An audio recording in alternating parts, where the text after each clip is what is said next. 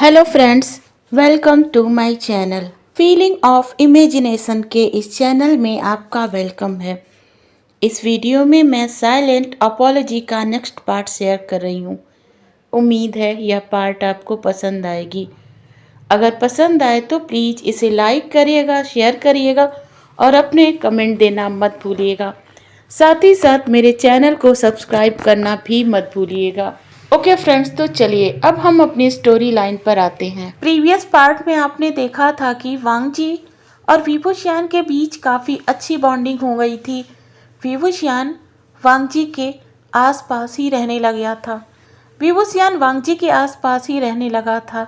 वह अक्सर वांगजी के रूम में ही रहता था। आज वांगजी के रूम में ही वह बैठा था। वांगजी कॉफ़ी पीने के लिए उससे पूछता है। उसने हाँ कर दिया। एक सर्वेंट कॉफ़ी लेकर आता है।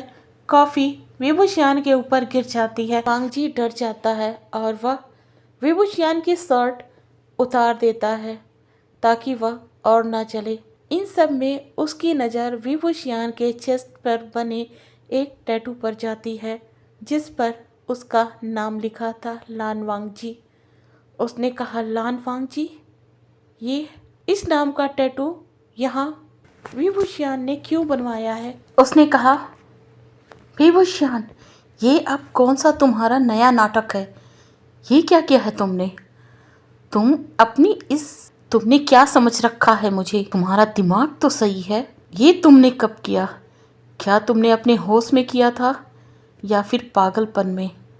ओह गॉड, तुम तो मुझे पागल बना कर ही छोड़ोगे। ये न जाने कौन सा नया नाटक है। वांगजी ने गुस्से से विभूषियान की तरफ घूरा, मगर विभूषियान कुछ नहीं बोलता है। बस वह वांगजी को साइलेंटली देख रहा था। उसकी आंखों में कुछ भी नहीं था।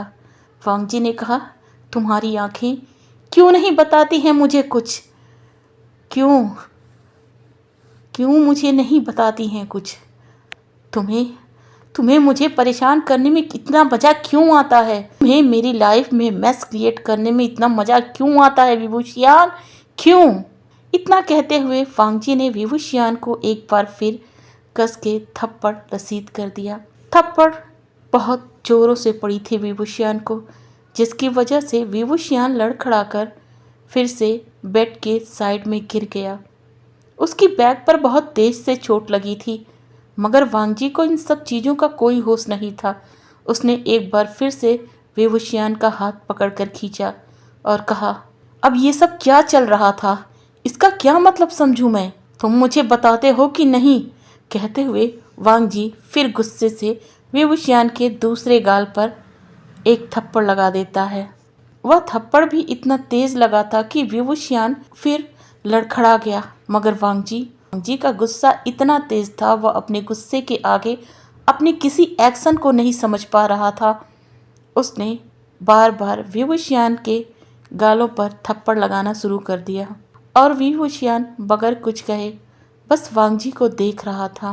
वांगजी ने एक बार फिर विभूषियान की आंखों में देखा और कहा, तुम अभी के अभी मेरे रूम से निकल जाओ, नहीं तो मैं तुम्हारे वो हाल करूँगा कि तुम खड़े नहीं हो पाओगे। पर विभूषियान वहीं खड़ा रहता है, अपने हाथ में उस टेडी बियर को लिए। उसने विभूषियान को गुस्से से देखा, उसके हाथ को पकड़ा और अपने रूम से बाहर निकाल दिया और रूम को बंद कर दिया। इधर बाहर विभूषियान गिर गया था। वही दोनों गार्ड्स विभूषियान के रूम के साइड में खड़े थे। उन्होंने जब देखा विभूषियान वहाँ उस तरीके से पड़ा है तो वह वापस आते हैं।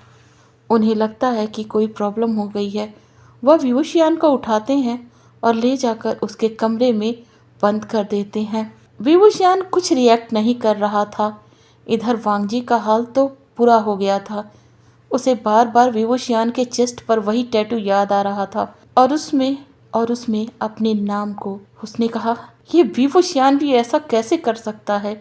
भला कोई अपने चेस्ट पर किसी दूसरे के नाम का टैटू कैसे बनवा सकता है, और वो भी लड़के का? अरे नाम किसी लड़की का होता तो समझ में आता। एक तो उसने लड़के का टैटू बनवाया है और दूसरा मेरे नाम का। मैं उसका तो दुश्मन था ना, मगर इसने कब किया था ये? पागल होने से पहले या पागल होने के बाद? नहीं नहीं, पागल होने के बाद कैसे बनवा सकता है? पागल होने से पहले का काम होगा ये। एक मिनट, कहीं वो मुझे पसंद तो नहीं करता था? नहीं, मैं ये कैसे सोच सकता हूँ? अगर वो मुझे पसंद करता था तो मुझे पता चलता। ठीक है, मुझे नहीं पता चलता तो एट लिस्ट उसने अपनी सिस्टर को मेरी लाइफ में नहीं लाया होता। वो क्या करना चाहता था? क्या वो अपनी सिस्टर की लाइफ में मुझे लाकर मुझ पर नज़र रखना चाहता था? क्या चाहता था उस वक्त विभूषियान? ये विभूषियान खुद तो पागल हो गया है, लेकिन लगता है मुझे भी पागल कर देगा। मुझे सुयांग को कॉल करना होगा, उसे सारी बातें बतानी होंगी, नहीं तो मेरा दिमाग फट जाएगा। वांग जी गुस्से में तुरंत अपने रूम से बाहर निकलता है और सुयांग के अपार्टमेंट की तरफ चला जाता है। सुयांग, जो कि इस वक्त अपने सोने की तैयारी कर रहा था, उसकी डोर बेल बजती है। उसने डोर को ओपन कर दिया। सामने वांग जी को खड़ा देखता है और वो भी एक कैजुअल से ड्रेस में।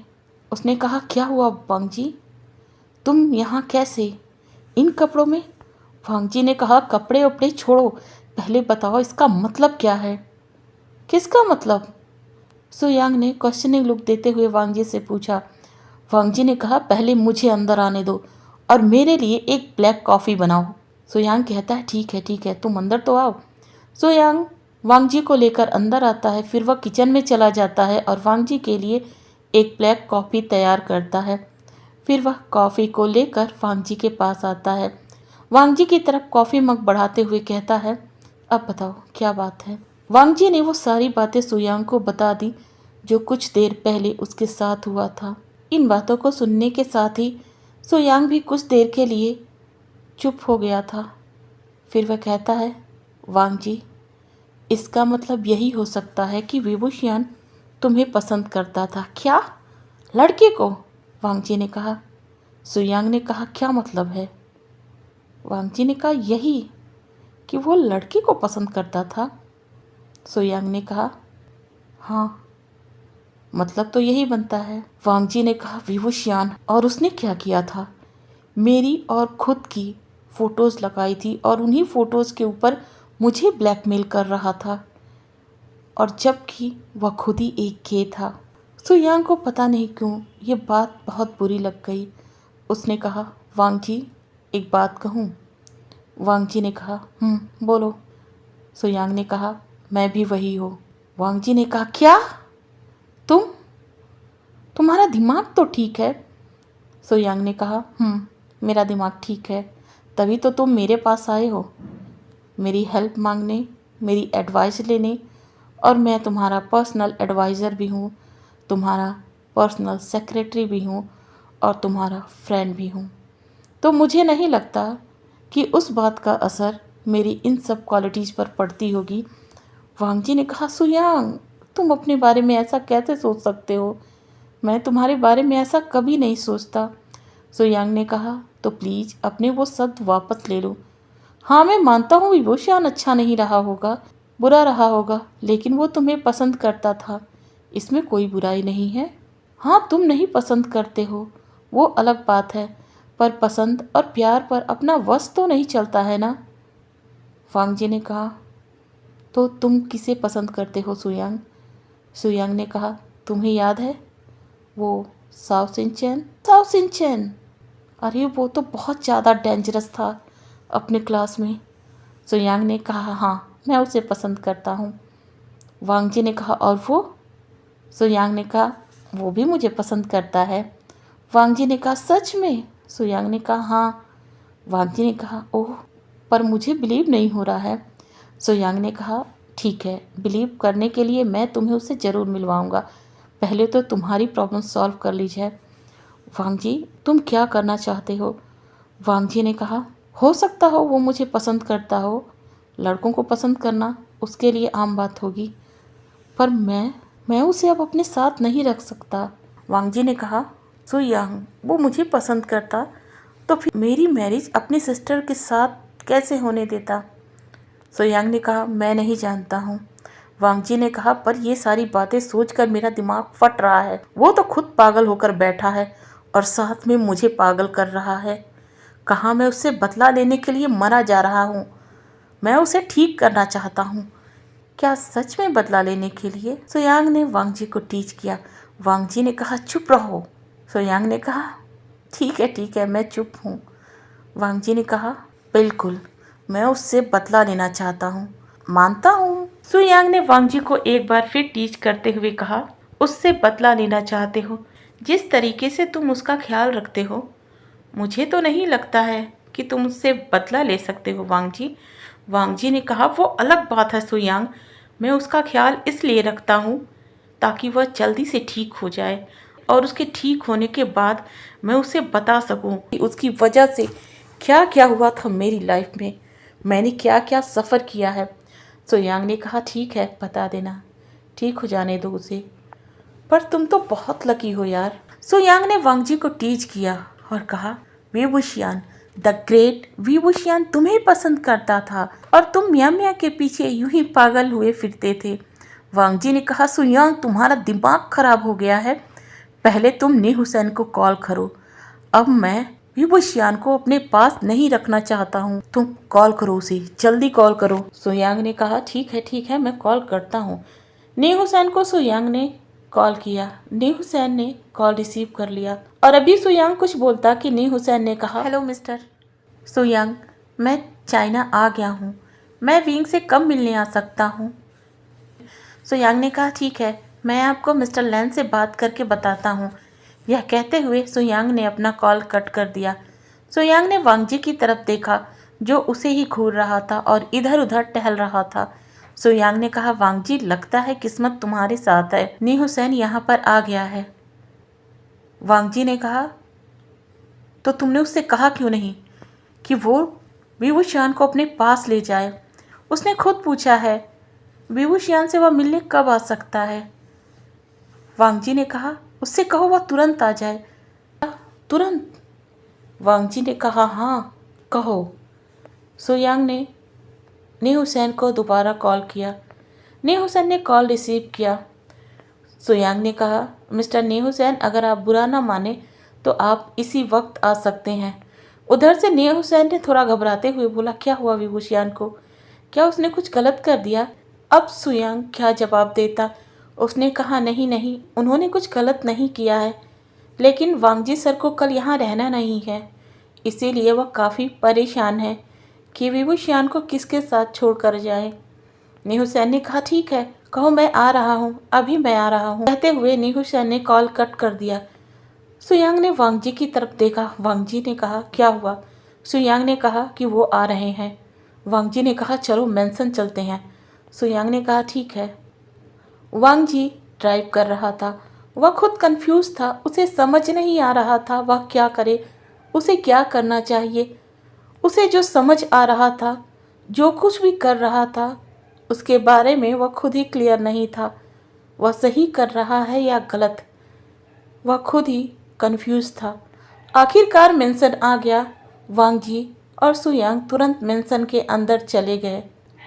वांग जी विभूषियान के रूम में गया। उसने देखा विभूषियान अपने कमरे में लेटा हुआ अपने टेडी बियर के साथ खेल रहा है। उसे देखकर वांग जी एक पल के लिए सहम सा गया। क्या उसे विभूषियान को भेज देना चाहिए? क्या सच में? फिर उसने अपनी आंखें बंद की। उसके दिमाग में फिर से वही टैटू दिखने लगा। उसने अपने मन में कहा कहीं यह विभूषियान की कोई चाल तो नहीं है मुझे फिर से डिस्टर्ब करने की। मुझे समझ में नहीं आ रहा है, जब वो मुझे लाइक करता था तो उसने अपनी सिस्टर को मेरी लाइफ में क्यों आने दिया, और अगर वो मुझे पसंद नहीं करता था तो उसने खुद मेरा नाम क्यों लिखवाया है? वह क्या चाहता था मुझे कुछ समझ में नहीं आ रहा है। मुझे क्या करना चाहिए यह भी समझ में नहीं आ रहा है। मैं क्या करूं? क्या विभूषियान को जाने दूं? फिर उसने अपनी आंखें खोल ली और विभूषियान की तरफ देखा और कहा मुझे इसके मासूम चेहरे में नहीं फंसना चाहिए, मुझे इसे जाने ही देना होगा। हाँ, मुझे इसे जाने ही देना होगा। मैं कैसे भूल सकता हूँ? विभूषियान मेरा राइवल है, मुझे उसे बदला लेना है। अगर वह मेरे साथ ऐसे ही रहा तो मैं सच में बदला नहीं ले पाऊँगा। अगर वह ठीक हो गया अगर वह मेरे साथ ऐसे ही रहा तो मैं बदला कैसे ले पाऊंगा। सच में अगर मैं उससे जुड़ गया तो लगता है कि अगर वह ठीक हो गया तो भी मैं उससे कोई बदला नहीं ले पाऊंगा। उसने विभूषण की तरफ देखा और कहा, तुम्हें जाना होगा, तुम्हें लेने के लिए तुम्हारा फ्रेंड आया है। विभूषण कुछ नहीं कहता है। वह चुपचाप खड़ा होता है और अपने हाथ में उस टेडी बियर को लेता है और वांगजी की तरफ देखता है। उसकी आंखें सपाट थी, उनमें कोई विरोध नहीं था। वांगजी अपने मन में कहता है, मेरे बगैर यह खाना नहीं खाता है, मैं ना रहूं तो मेरे लिए परेशान रहता है, मेरे आगे पीछे घूमता है और आज इतनी आसानी से अपने आप को जाने के लिए तैयार कर लिया। जरा सा भी विरोध नहीं किया इसने। इसने पूछा भी नहीं कि वो क्यों जा रहा है। फिर वह विभूषण को ध्यान से देखता है। विभूषण के गाल पर थप्पड़ों के निशान पड़े हुए थे। वांगजी को बहुत तकलीफ होती है इस तरीके से विभूषण को देखकर। वह अपने किए पर शर्मिंदा हो रहा था, मगर फिर भी वह खुद को कमज़ोर होने नहीं देना चाहता था। वह डोर की तरफ मुड़ जाता है और चलने लगता है। विभूषण भी उसके पीछे पीछे चलने लगता है। चलते चलते दोनों हॉल में आ जाते हैं, जहाँ नेहुसेन बड़े प्यार से उसको देख रहा था। उसने विभूषण को जैसे देखा उसे गले लगाने के लिए आगे बढ़ा, पर विभूषण ने उसे अपने करीब नहीं आने दिया, हाथ से दूर कर दिया। यह देखकर तो वांगजी भी शॉक्ड रह गया और सुयांग भी। नेहुसेन ने कहा, कोई बात नहीं सियानगा, गले नहीं लग सकते हैं तो कोई बात नहीं, हम फ्रेंड हैं ना, चलिए हम चलते हैं, हम अपने घर चलते हैं, मैं आपका वहाँ पर बहुत ख्याल रखूँगा, चलिए ना चलते हैं। विभूषण शायद वो बातें समझ गया था।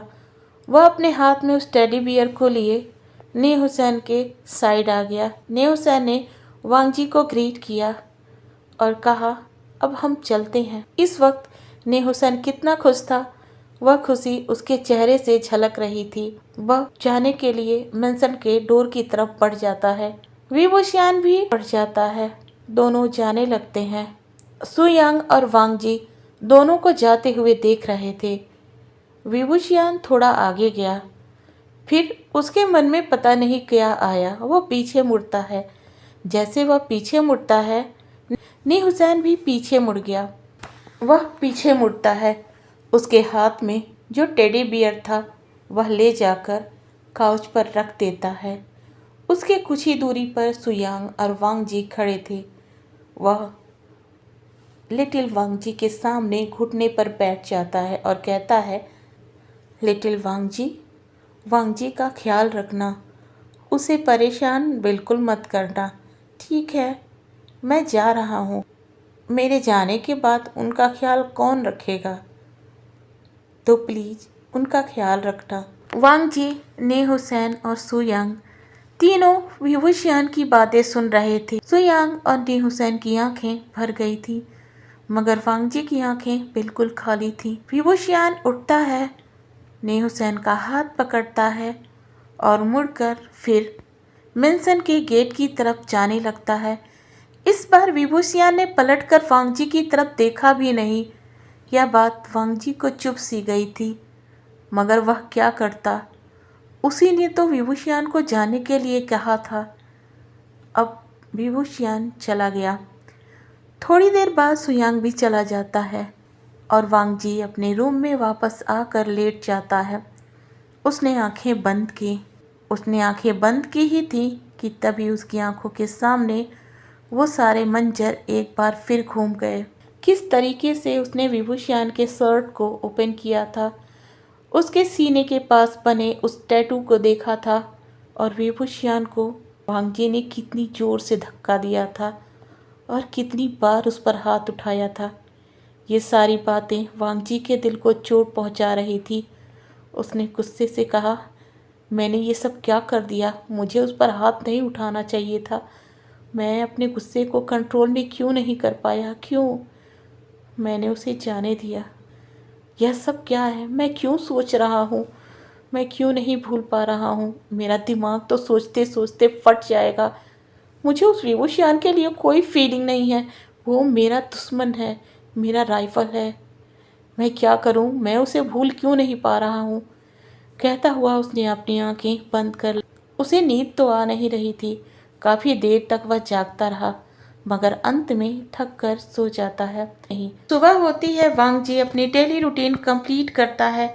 फिर वह विभूषियान के कमरे की तरफ दौड़ पड़ता है, विभूषियान को नीचे ले जाने के लिए। वह रूम का डोर ओपन करता है और चिल्लाता है, विभूषियान, विभूषियान। उसे लगा कि विभूषियान शायद आज उठने में थोड़ा लेट हो गया है। वह वहीं बैठ गया। उसे लगा विभूषियान वॉशरूम में होगा, मगर तभी वहां पर गार्ड आते हैं, जिन्होंने वांग जी की आवाज़ सुन ली थी विभूषियान के कमरे से। वह दौड़ कर आते हैं और कहते हैं, सर, सर क्या हुआ? वांग जी ने कहा, कुछ नहीं, विभूषियान अभी बाहर नहीं आया है। दोनों गार्ड्स एक दूसरे की तरफ देखने लगते हैं और एक ही साथ बोल पड़ते हैं, मगर सर, वह तो यहाँ नहीं है। हमें पता लगा था कि रात में आप ही ने उन्हें यहाँ से भेज दिया है। वांग जी को जोरदार झटका लगता है। फिर उसे याद आता है कि खुद उसी ने तो उसे भेज दिया था, और कहता है, हाँ हाँ वो ठीक है, मुझे भूल गया था, आदत पड़ गई है ना उसकी। और वहाँ से बाहर निकल जाता है। दोनों गार्ड्स ने वांग जी को एक बार फिर अजीब नज़रों से देखा, मगर वांग जी उनकी तरफ नहीं देख रहा था। अब वह ब्रेकफास्ट के लिए बैठ जाता है, मगर ये क्या, उसे अपने सामने विभूषियान फील हो रहा था। उसका मन ब्रेकफास्ट में नहीं लगता है। फिर भी वह कोशिश करता है खाने के लिए, चॉपस्टिक उठाता है, मगर कुछ खा नहीं पाता है। वह वहाँ से उठ जाता है। तभी सर्वेंट ने टोका, सर, आपने अपना ब्रेकफास्ट पूरा नहीं किया है। वांग जी ने कहा, मेरा मन नहीं है। वांग जी वहाँ से उठकर चला जाता है।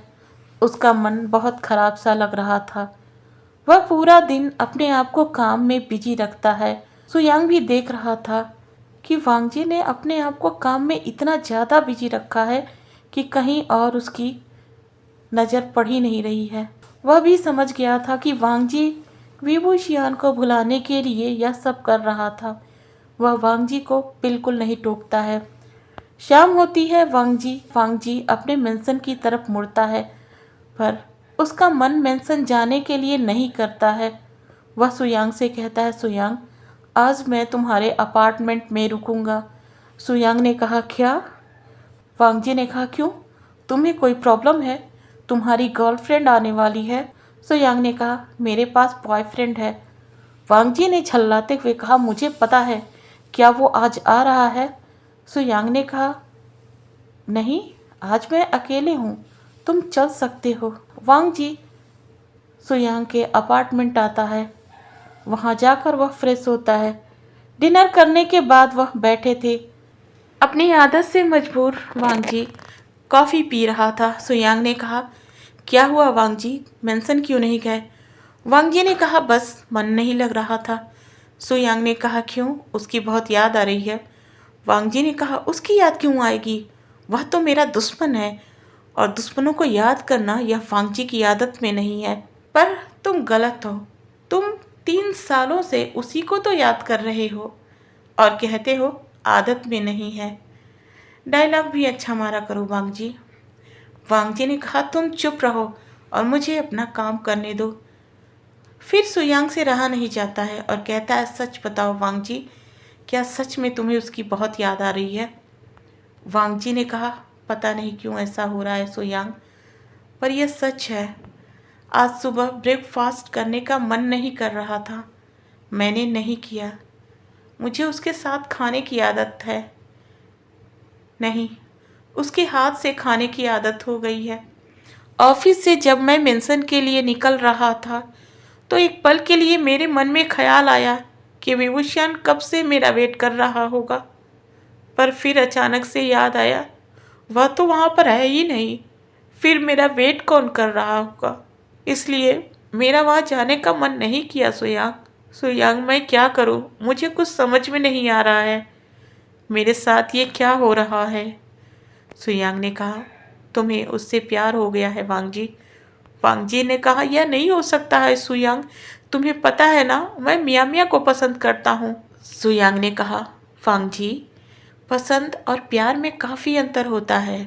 तुम अगर मिया मिया से प्यार करते तो शायद अभी तक न जाने कितनी बार मिया मिया के घर का चक्कर लगा चुके होते, लेकिन तुमने ऐसा नहीं किया। तुम्हें तो यह भी नहीं पता है मिया मिया की लाइफ में क्या हो रहा है। फिर तुम कैसे कह सकते हो कि तुम उससे प्यार करते हो? सुयांग, तुम गलत समझ रहे हो। सुयांग ने कहा, ठीक है, मैं गलत समझ रहा हूँ।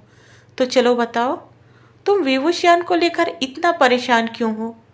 वांगजी ने कहा, पता नहीं क्यों, पर मुझे उसको देखकर नफरत नहीं हो रही है। शायद वह पागल है इसलिए। हाँ, शायद इसीलिए। अगर वह ठीक हो जाए तब शायद मुझे उससे नफरत हो। सुयांग कुछ पल के लिए शांत होता है और फिर कहता है, हो सकता है, क्योंकि हम अगर किसी जानवर को भी पालते हैं तो हमें उससे लगाव हो ही जाता है वांगजी, और वह तो विभूषियान है। एक ब्यूटीफुल, चार्मिंग, हैंडसम पर्सनालिटी जो पागल होने के बावजूद भी काफ़ी हैंडसम लगता है। वांगजी ने सुयांग को घूर कर देखा और कहा, तुम्हारा दिमाग खराब है। तुम क्या चाहते हो? साओ सिंचैन को कॉल करके सारी बातें बता दूं? आजकल तुम्हें कोई और हैंडसम लगने लगा है। सुयांग ने कहा, वांगजी वांगजी प्लीज़ ऐसा मत करना। तुम तो मेरे फ्रेंड हो ना। तुम क्या चाहते हो? मेरा बॉयफ्रेंड मुझे धक्के मार के अपने घर से बाहर निकाल दे? वांगजी ने कहा, तो फिर ठीक है, मुझे टीज करना बंद करो। अब करीब 20-25 दिन ऐसे ही गुजरने लगे थे। यानली वांगजी से इस बीच कई बार मिलने आई। उसे बहुत खुशी हुई जब उसने देखा कि वांगजी के मेंशन में अब विभूषियान नहीं रहता है। उसने पूछा, विभूषियान कहाँ है, किसके साथ है? मगर वांगजी ने उसे कुछ भी नहीं बताया। अब जब वह आती तो वांगजी और भी ज़्यादा इरिटेट होने लगता था। विभूषियान भी नहीं था उसको प्रोटेक्ट करने के लिए। वांगजी को उसके मेंशन का पूरा कोना खाली खाली सा लग रहा था। हर जगह बस उसे विभूषियान दिखाई पड़ता, अपने टेडी बियर को हाथ में लिए इधर उधर घूमते हुए। उसने कई बार कोशिश की वह भूल जाए, लेकिन वह भूल नहीं पा रहा था। इन सब चीज़ों से बचने के लिए वह कभी कभी सुयांग के पास रहने लगा था। 1 महीने गुजर गए थे। आज उसे पता नहीं क्यों विभूषियान की बहुत याद आ रही थी। उसके बगल में अभी भी विभूषियान का वह टेडी बियर था। उसने उस लिटिल वांगजी को उठाया और उसे अपनी बाहों में समेट लेता है। उसने उसे सहलाते हुए कहा, लिटिल वांगजी, ये क्या हो गया है मुझे? उसके बगैर बिल्कुल अच्छा नहीं लग रहा है। पता है ना, मैं उससे कितना ज़्यादा नफ़रत करता हूँ, फिर भी मेरा मन उसको देखने के लिए कर रहा है। पूरे 1 महीने से मैंने उसे देखा नहीं है। मैं क्या करूँ? उसने तुमसे कहा था कि तुम मेरा ख्याल रखो, ऐसे ही तुमने मेरा ख्याल रखा है। मुझे उसकी याद दिलाते रहते हो। चलो बताओ, अब मैं क्या करूँ? क्या मैं उससे मिलने के लिए न्यूसैन के घर जाऊँ? क्या करूँ? उसने टेडी बियर को अपनी बाहों में कस कर भर लिया और फिर कहता है, ठीक है, अगर तुम चाहते हो तो मैं आज नी हुसैन के मेंशन जाता हूँ विभूषियान से मिलने के लिए। वह सुयांग को कॉल करता है। ओके फ्रेंड्स, तो आज की यह वीडियो मैं यहीं पर एंड करती हूँ। मिलते हैं नेक्स्ट वीडियो में। Thank you.